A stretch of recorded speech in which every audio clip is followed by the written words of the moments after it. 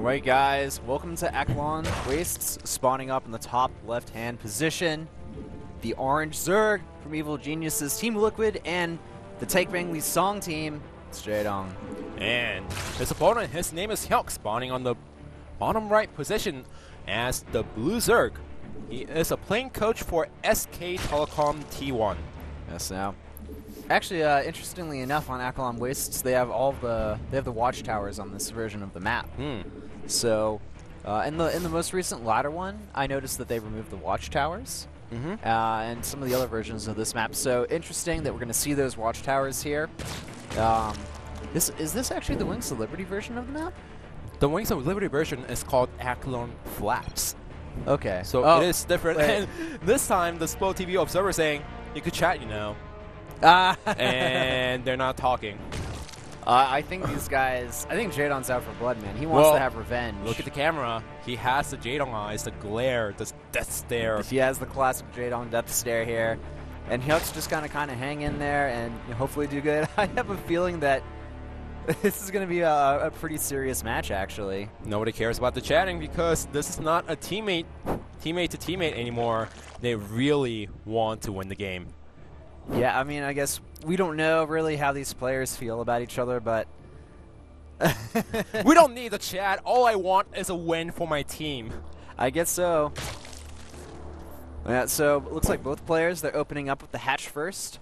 After that, they're going to get their gas and their spawning pool, both doing the exact same build order here. And then we should see some deviations a bit later on in the game. We could see players maybe go for an early Roachborn, and we'll have to see who's going to be in the better position to get more Mutalisks on the map earlier on. One thing that I want to point out about the maps is that we're using the ladder edition for this time, and from what I heard, the round 4 maps are not finalized yet. They're still testing the custom maps. They're still trying to see which ladder maps they want to put into the league. So nothing is finalized, and that's the reason why we're using all ladder maps for the show match. Except Coral City, I think. Yeah, Coral City. So for those of you guys who are wondering if we were going to see any of the new Pro League test maps in this event show match, unfortunately not, guys.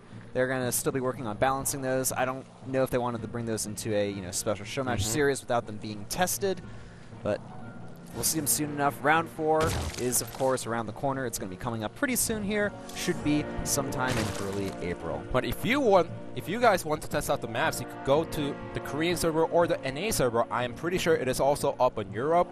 I didn't double check it, but you could search Kespa on the custom maps and you're going to have the 5 test maps, and you could try it out with your friends or your clanmates and try to see how the maps are. Yeah, if you want to pop on the Korean server, we also have a SPO TV and IEG channel as well. There's also a Kespa one as well, so you guys can join that. And if you guys are enjoying the show here, be sure to subscribe. It's only $5 for the entire Pro League season on Twitch TV for the subscription of Pro League, so definitely, guys, go ahead and grab that if you have not got it already. It's the best deal in Pro League, hands down. You can't even deny that.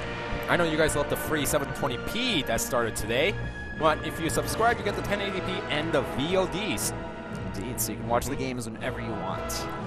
Now, Hyuk, he's building up to 14 Zerglings at this point, so it seems like he wants to be aggressive in the beginning of the game. And both players, though, they have their Banley nests down, and are these Zerglings going to get in? At the last second, yes. One gets in.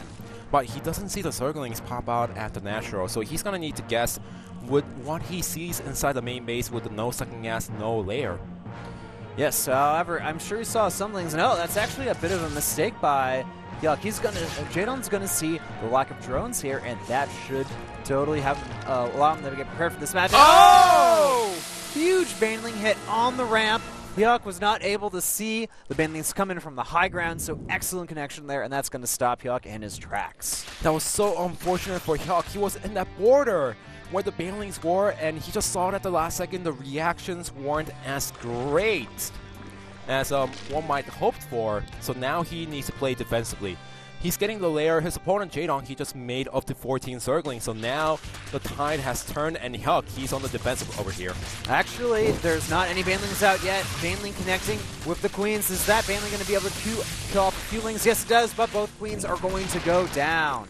This is going to be a problem for Hyuk because now he doesn't have any queens inside the main base to fend off the Zerglings. Even if he takes the Zerglings out, he's going to lose some drones. He doesn't have the queens to pump extra larva, and that itself, he's going to have some problem in his production.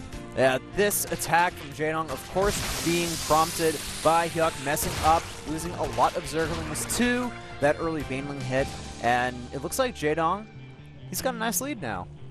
Oh, definitely. He has up to 46 drones, while his opponent, he only has 33 drones. Yes, his layer is a few seconds late, but it doesn't really matter, and Hyuk, now he's getting the Spire. He is going for the Spire. When is Jaedong going to put up a Spire? There we right go. Now. So from what I heard from some people in Starcraft, Heart of the Swarm ZvZ is more of the, like you said, the Muta versus Muta, but also you have the intensive Ling, Baneling micro happening along with the Mutas. That's true, because the Mutas, they can, the Glaives, they have a bouncing mechanic to them. When you attack with the Mutas, you will hit other units besides the main one. It does less damage, but there still is that bouncing mini splash component to it. And by having Overlords or Zerglings below hands, it pretty much, forces some of the bounces to not hit other Mutas, but they hit the ground units, effectively giving your units more life. No, just speaking about that, it feels more like Brood War ZvZ. In terms of the unit composition, you have the Zerglings and the Overlords for the cushion from the Mutas. And how do you feel, what do you think is the main difference between the Brood War ZvZ and the Heart of the Swarm ZvZ? Well, of course, I think the build orders were a little bit more dicey and, just random in Brood War for this matchup. Now they're a lot more stabilized, and players are going to pretty much be even no matter what opening they do, unless they make some mistakes and get behind. But now in StarCraft 2, the Mutas, they're handled quite differently. You can't stack up the Mutas, so that changes the component for this matchup as well. And also, players generally, it's a lot easier to control a huge amount of Mutas. Yeah, I mean, by any means, I could try to stack it, but it's not as effective. Oh, actually, I'm noticing a mistake from Hyuk here. He's going for the +1 attack, where you should go for the +1 armor first, because it helps reduce the damage of the bounces, and it helps out the overall survivability of your Mutas much more than getting the attack. That's going to hurt him in the long run. Immediately, it's not going to matter because both players do not have any upgrades, but once the upgrades hit, then Jaedong, he's going to have the air superiority, and then it's going to be this point in the game where Hyuk is asking himself, why does this happen? Why is this Muta so much stronger than mine? Indeed. So right now, both players, they're grabbing their third base right now, and more Mutas being built from both players, and we're just going to see a big stockpile, and Jaedong has got a lot of Overlords here that looks like they're sitting ducks, but he's going to back out of there because Jaedong has his own flock of Mutas as well. And look at this, Jaedong, he's going to run in with the Zerglings, splitting them up, trying to get the Queens once again with the extra drones. And look at this, morphing two Banelings in the main base of Hyuk, out of eyesight. Will the Mutas spot them? I think he's in the range, maybe barely, but that also prompts Jaedong to attack at the third location, and that draws the vision away from the Banelings. All right, Jaedong definitely going to be taking a small lead here, but Hyuk still has a large amount of units, and that's going to force him away. The Banelings are going to move into the main base. And Hyuk did not react at all. So far, 11 drones have been killed throughout the whole game, and Jaedong also drawing the units out of position to make sure the Baneling hits connect. Indeed, so right now the Muta count is very similar for both players here. Jaedong, though, overall, he does have a supply advantage. Jaedong making a little mistake. He just ran his flock of Mutas into his opponent's main army a little bit there.